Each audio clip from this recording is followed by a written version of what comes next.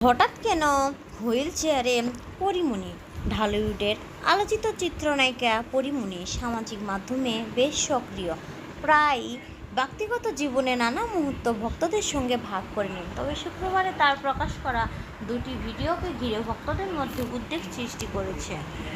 ভিডিওগুলোতে তাকে স্বাভাবিকভাবে হাঁটতে না পেরে হুইল চেয়ারে বসে থাকতে দেখা যায়। তার বাম পায়ে প্লাস্টার ও ব্যান্ডেজ দেখা যায়। একটি ভিডিওতে তিনি পায়ের অবস্থা দেখিয়ে ক্যাপশনে লিখেছেন, ঠ্যাং পা এ নজরে লেগেছে।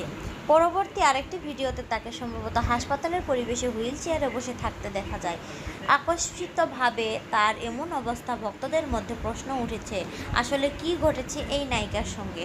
অনেক ভক্ত ধারণা করছে বিষয়টি তিনি হয়তো হালকা ইঙ্গিতে উপস্থাপন করতে চায়, তবে বাস্তবে তিনি কিছুটা আঘাত বা শারীরিক সম্ভাব্য কোনো সমস্যার মধ্য দিয়ে যাচ্ছে।